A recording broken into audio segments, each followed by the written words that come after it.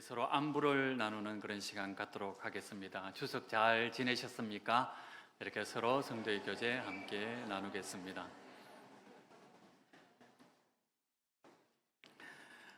오늘은 사사 기도원에 관한 두 번째 시간입니다. 지난 주일 내용을 간략하게 다시 한번 상기하겠습니다. 왜냐하면 내용이 이어지기 때문이죠. 이스라엘 백성들이 미디안 백성 때문에 엄청나게 많이 고통을 당했습니다. 하나님께 부르짖었습니다. 그러자 하나님께서는 기적 대신에 선지자를 보내서 하나님의 메시지를 보냈습니다. 이스라엘의 하나님은 노예살이하던 이스라엘을 구원하셨다. 이것을 기억하라. 이것을 기억하고 잊지 않고 살아가는 것이 하나님께서 진정으로 원하시는 회개다라고 하는 그런 내용이었습니다. 그러면 이스라엘 백성들이 이 선지자의 말씀을 듣고 회개했을까요? 이스라엘 백성들이 선지자의 말씀을 듣고 회개했을까요? 성경을 읽어보면 회개했다는 증거나 기록이 전혀 없습니다. 그런데 이상한 점이 하나 있죠. 하나님께서 역사하기 시작했다는 겁니다. 오늘 본문에 보면 여호와의 사자가 기드온을 찾아가서 그를 사사로 임명을 하면서 구원의 역사가 시작됩니다. 하나님께서 이스라엘 백성에게 회개하라고 했습니다. 하지만 이스라엘 백성들은 회개하지 않았습니다. 여러분이 하나님이라면 어떻게 하시겠습니까? 이스라엘 백성들이 회개할 때까지 기다리겠죠? 아무것도 하지 않을 겁니다. 그런데 오늘 성경 본문에 보면 하나님은 드디어 역사를 시작합니다. 왜 그럴까요? 질문을 바꾸어 수 있습니다. 회개가 먼저일까요? 은혜가 먼저일까요? 우리는 항상 회개가 먼저라고 생각하는 그런 경향이 있습니다. 내가 내 잘못을 뉘우치고 반성하고 내 행동을 고쳤기 때문에 하나님께서 은혜를 주신 것이다. 이렇게 생각을 합니다. 그런데 하나님은 회개를 기다리지 않습니다. 하나님께서 우리의 회개를 기다리셨다가 은혜를 베푸신다면 우리 중에 아무도 구원 얻을 사람이 없을 겁니다. 하나님께서 이스라엘 백성들이 회개하기를 기다리셨다면 이스라엘 백성 중에 아무도 구원을 받지 못했을 겁니다. 미디안과 아멜렉과 동방의 족속들에게 정복을 당하고 멸절되었을 겁니다. 우리는 여기서 첫 번째 오늘 본문의 교훈을 얻게 됩니다. 우리의 회개보다는 하나님의 은혜가 먼저라는 사실입니다. 하나님은 우리를 회개했기 때문에 사랑하시는 것이 아니라 우리를 있는 그대로 사랑하신다는 그 진리를 깨달아 알게 됩니다. 우리가 자녀들을 양육할 때 우리 자녀들이 우리 마음에 들기 때문에 양육합니까? 그냥 우리 자녀이기 때문에 우리가 낳았기 때문에 무조건 자녀들을 사랑합니다. 마찬가지죠. 하나님은 우리가 마음에 들거나 또는 좋은 성품을 가졌거나 또는 많은 일을 했기 때문에 우리에게 은혜를 베푸시는 것이 아닙니다. 우리는 주님의 자녀이기 때문에 주님께서 먼저 사랑하시고 먼저 은혜를 베푸시는 분입니다. 제가 다른 교회에서 사역할 때입니다. 집하고 교회하고 꽤 멀리 떨어져 있었습니다. 차로 40분 거리였습니다. 제가 살던 집 근처에 대학교가 하나 있었는데 그 학교에 다니는 한 청년이 차가 없어서 교회에 갈 때면 저와 같이 움직였습니다. 굉장히 참한 청년이었습니다. 학벌도 좋고 잘생기고 예의 바르고 교회에서도 엄청나게 봉사를 많이 하는 그런 청년이었습니다. 여자 집사님들이 굉장히 칭찬을 많이 하면서 저런 사위를 얻었으면 좋겠다, 이렇게 농담하는 소리도 들었습니다. 자주 차를 타고 다니다 보니까 정이 들어서 이런저런 속사정을 나누는 사이가 되었습니다. 목사님, 사실은 제가 얼마나 힘든지 아십니까? 엄마 아빠가 저에게 기대하는 것이 너무 큽니다. 교회 성도들도 내게 기대하는 것이 너무 많습니다. 나는 내가 그 기대에 미치지 못할까 봐 늘 불안합니다. 나도 왜 이렇게 나 자신을 닥달하고 사는지 모르겠습니다. 나도 좀 편안하게 살고 싶습니다. 이런 이야기를 했습니다. 그때 그 청년의 답답한 마음이 저에게 전해졌습니다. 저는 그때 어떻게 그 청년을 위로하고 또 좋은 말을 해줘야 될지 몰라서 그저 나도 너와 함께 기도하겠다 라는 말로 대화를 마쳤습니다. 그 이후에 그 청년들과 그 청년과 함께 이런저런 얘기를 하고 함께 기도를 하기도 했습니다. 이제 여름 방학이 되었을 때 그 청년과 같이 또 차를 타고 가게 되었습니다. 그러면서 그 청년이 자신이 이번 여름에 해야 될 많은 일들을 늘어놓기 시작했습니다. 교회 학교에서 벌어지는 모든 성경 학교에 제가 봉사를 하게 되었습니다. 단기 선교도 가야 합니다. 그리고 중요한 시험도 있습니다. 너무 힘듭니다. 저는 옆에 있다가 다른 사람도 있을 텐데 봉사를 좀 나누면서 하는 게 어떨까? 체력적으로 지치지 않을까?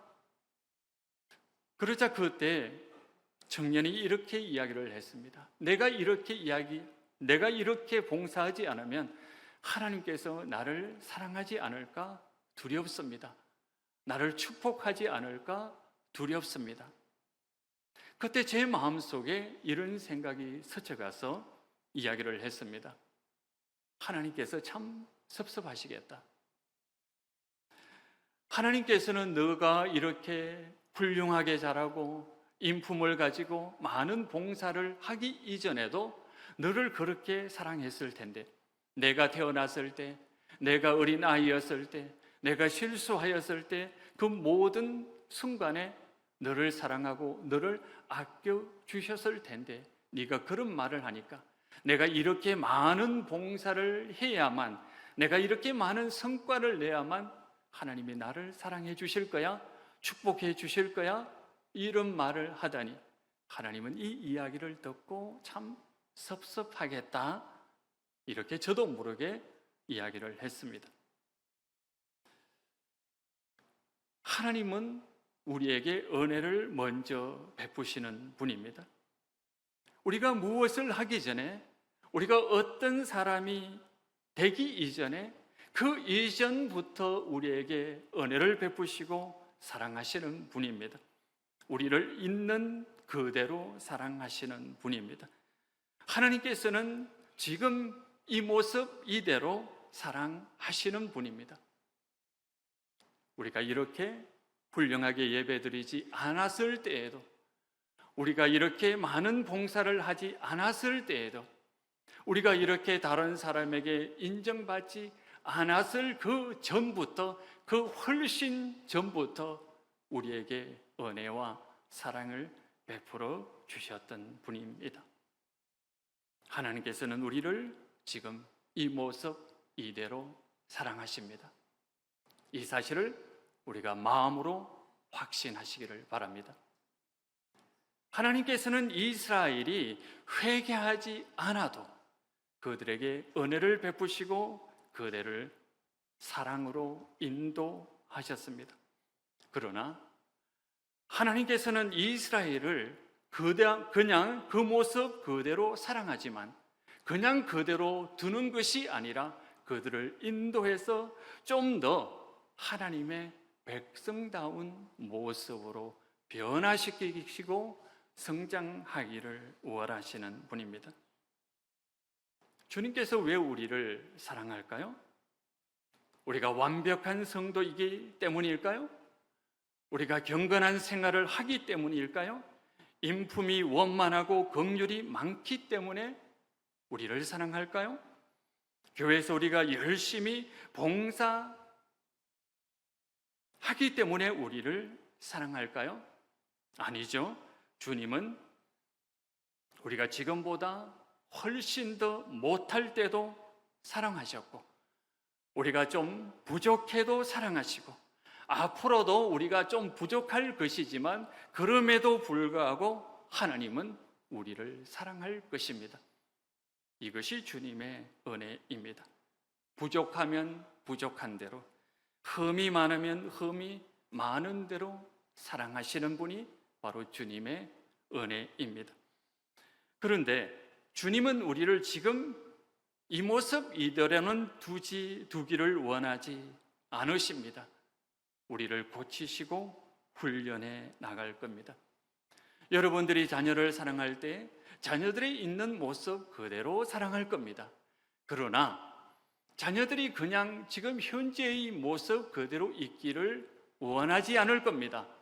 좀 더 성숙한 모습으로, 좀 더 당당한 모습으로, 좀 더 하나님 나라에 합당한 모습으로 성장하기를 기대하고 그것을 바라보며 기도하는 부모일 겁니다. 마찬가지입니다. 하나님이 이스라엘을 사랑하신 이유, 은혜를 베푸신 이유도 바로 그겁니다. 흠이 있으면 있는 대로, 부족하면 부족한 대로 사랑하십니다. 그러나 그대로 있기를 원하지 않으시고 우리를 계속해서 이끌어 가시며 성장시키는 분이십니다.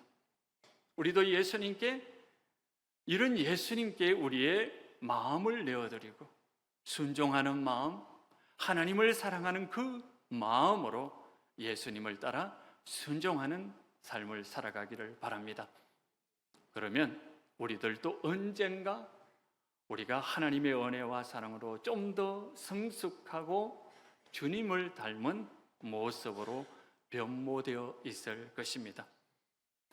오늘 본문을 통해서 얻는 두 번째 교훈은 환경이 어려워도 그것을 하나님께서 나를 사랑하지 않는다 라는 증거로 삼지 말아라, 생각하지 말아야 된다는 것입니다.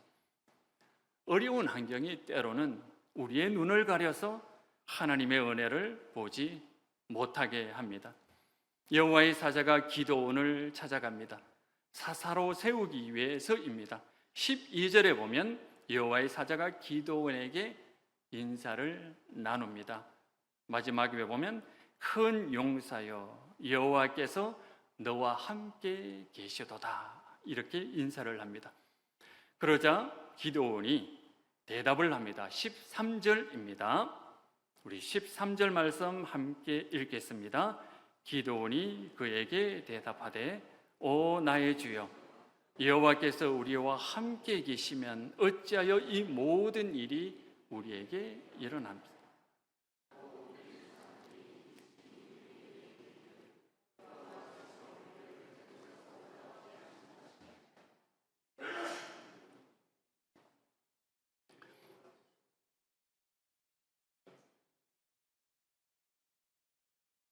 아멘. 감사합니다. 13절이 굉장히 길죠? 상반절에 보면 오 나의 주여 여호와께서 우리와 함께 하신다면 우리에게 어떻게 이런 일이 일어날 수 있었습니까? 지금 이스라엘 백성들은 미디안 족속 때문에 고통 가운데 있습니다. 기드온은 이 큰 고통을 하나님이 우리를 떠난 것으로, 하나님이 이스라엘을 떠난 증거로 삼고 있습니다.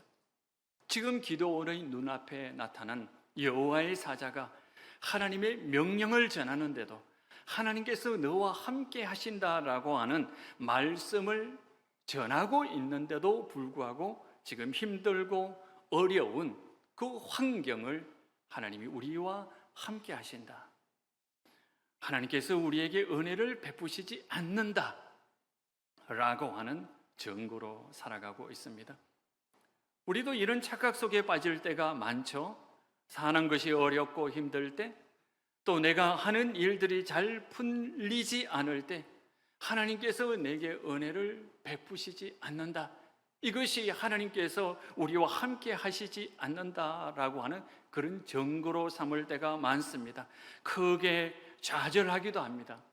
그런데요, 아무리 짙은 먹구름이 있다 할지라도 바람이 불면 그 먹구름은 그치게 마련입니다. 그리고 먹구름이 물러가면 다시 이글이글 타는 태양이 우리의 머리 위에 있음을 보게 됩니다. 우리가 먹구름 밑에서 태양이 없다고 좌절할 필요가 없습니다. 지금 잠시 상황이 어렵다 할지라도 하나님의 은혜, 하나님의 사랑은 우리와 함께 하신다라고 하는 그 사실을 명심하시기를 바랍니다.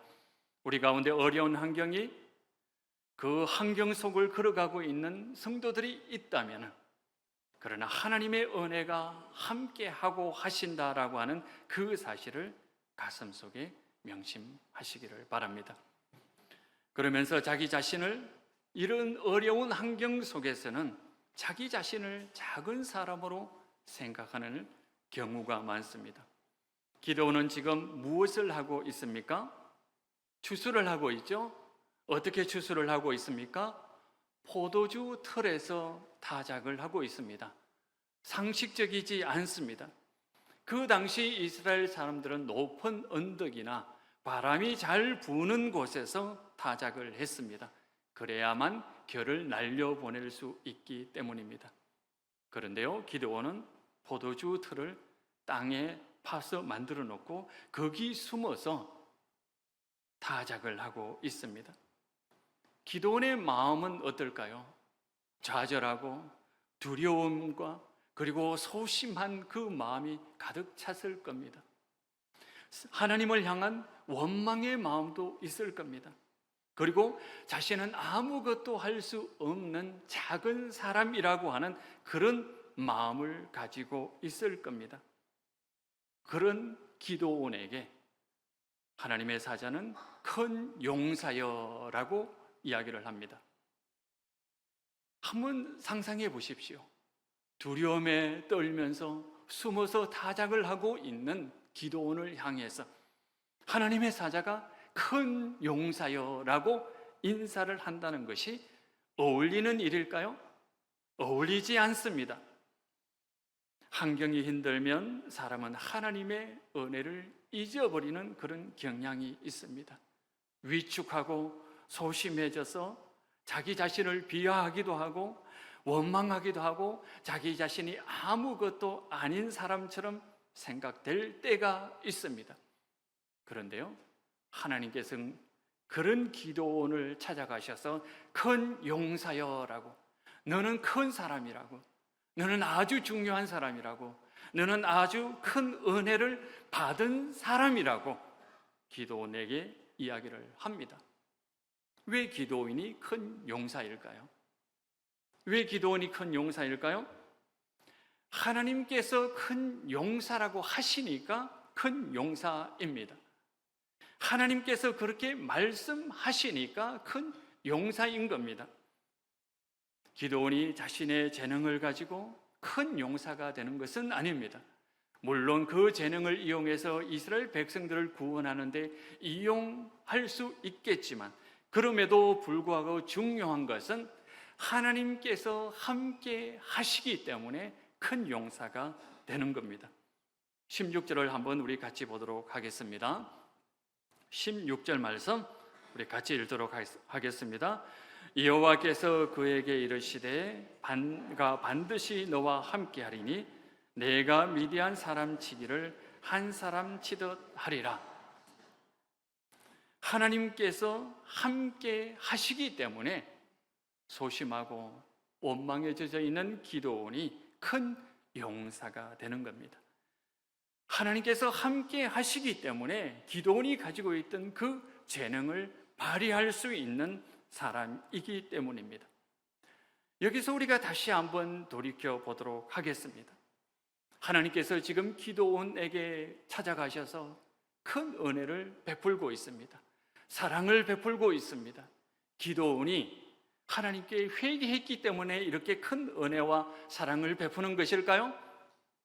자기 자신의 재능, 자기 자신의 소명을 깨닫고 내가 위대한 하나님의 일을 이룰 것이다, 이렇게 결심하고 맹렬히 기도하고 있기 때문에 하나님께서 그를 찾아가셔서 은혜를 베푸시는 것일까요? 아니죠. 하나님께서는 기도원을 회개하기 이전에, 기도하기 이전에, 큰 업적을 이루기 전에 먼저 찾아가셔서 그를 사랑으로 일으키시는 것을 볼 수가 있습니다. 하나님은 항상 회개보다는, 우리가 큰 일을 하기보다는 먼저 우리에게 은혜를 베푸시고 사랑을 베푸시는 분입니다. 우리는 때때로 어려운 일을 만날 때 우리 자신을 작게 생각할 수가 있습니다. 환경에 따라서, 사는 형편에 따라서 뭔가 성과를 내지 못했기 때문에 우리 자신을 작게 생각할 수도 있습니다. 그러나 하나님께서는 우리에게 찾아오셔서 내가 너를 사랑한다, 내가 너를 귀하게 여긴다, 내가 너를 얼마나 귀한 존재인지 제발 좀 알아줬으면 좋겠다, 이렇게 외치고 있습니다. 어느 날 제가 식당에 갔습니다. 식당 앞에 보니까 제가 잘 알 수 없는 그런 것들이 매달려 있었습니다. 한번 사진 한번 보여주시겠습니까? 저것이었습니다. 저게 뭔지 아세요? 디웅박이라고 하는 겁니다. 연배가 높으신 장로님께 저것이 무엇이죠? 라고 물었습니다. 그러자 장로님께서는 저건 디웅박이라고 합니다.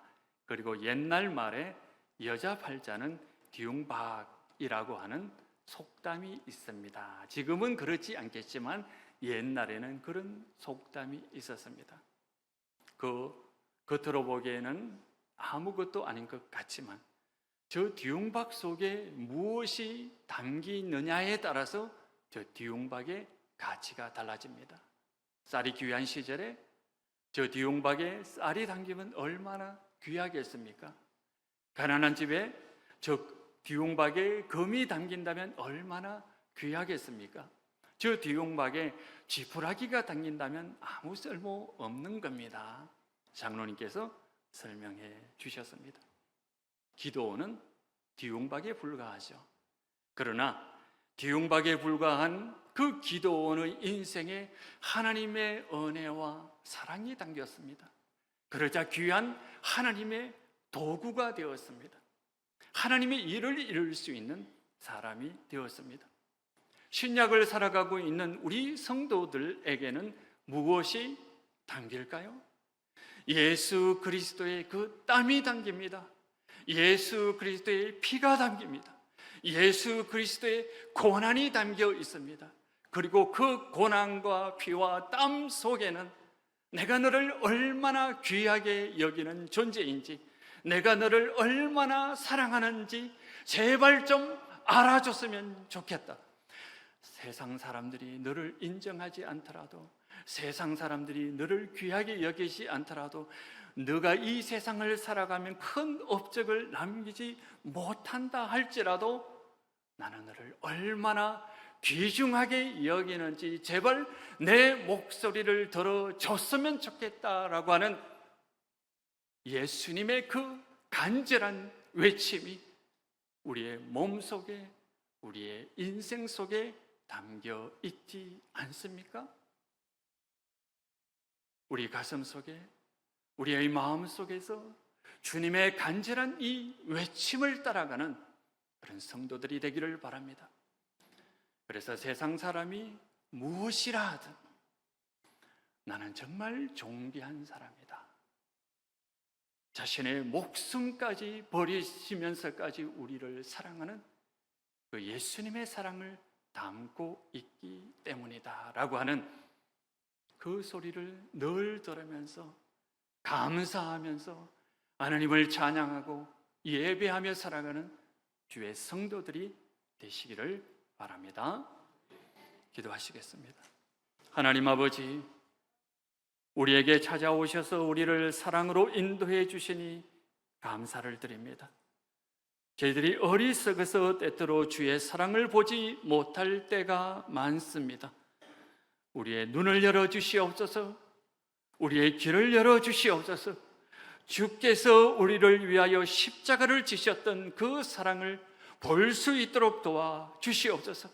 내가 너를 존귀히 여기고 내가 너를 사랑한다라고 하는 주님의 그 간절한 소리를 날마다 들으며 그 소리에 사랑과 감사로 화답하는 우리의 인생이 되게 하여 주시옵소서.